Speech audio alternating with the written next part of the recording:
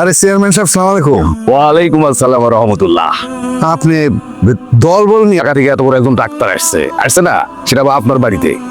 আর আমি কি এলাকার জনপ্রতিনিধি, স্ট্যান্ডিং চেয়ারম্যান, আমার একটা দায়িত্ব আছে না, ডাকেন তারে। মা হীরা, কি রে মা, ডাক্তার সাহেবের এনে কই রওনা দিলি? আমি বলেছিলাম, ভাবলাম গ্রামে আসছি, একটু গ্রামটা ঘুরে দেখি। তা আমি আপনাকে ঘুরে ঘুরে দেখাবো।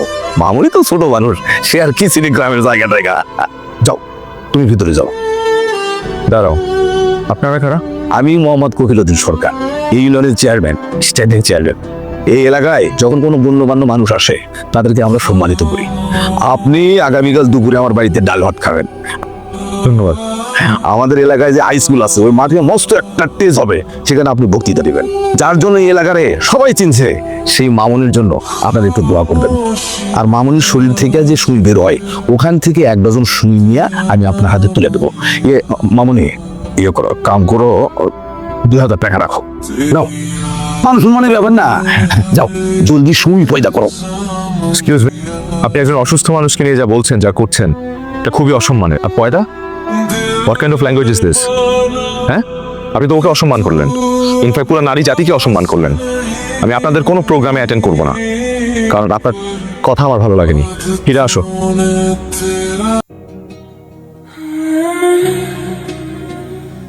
ধন্যবাদ। ধন্যবাদ কেন? চেয়ারম্যান সাহেবকে উচিত কথা বলার জন্য। এটা আমার কর্তব্য। একদল মূর্খ কুসংস্কারের জন্য মানুষদের আমি সাপোর্ট করি না। আমাকে তো সাপোর্ট করতে চাচ্ছেন কেন? তুমি স্পেশাল, আমি ধন্য। তাহলে আমাকে হেল্প করো। আমার অসুখের জন্য? এত কাছে এসেও আমার অসুখ ধরতে পারছেন না। অনেক কাছে এসেও মাঝে মধ্যে হাতটা ছুটে যায়। শক্ত করে ধরে রাখার জন্যই তো আপনি চাই দেখি তো আমি এখানে। দেখেন আমার অসুখ ভালো করতে পারেন কিনা। আমি তো এখানে তোমার মন ভালো করতে আসছি। মানে বোঝার তো কিছু নেই, মনের ডাক্তার আমি, মন ভালো করাই আমার কাজ। দেখেন আবার আমার মন নিয়ে না চলে যান।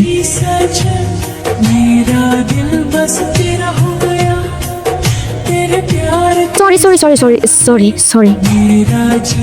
মানুষ খুব অদ্ভুত প্রাণী আমরা।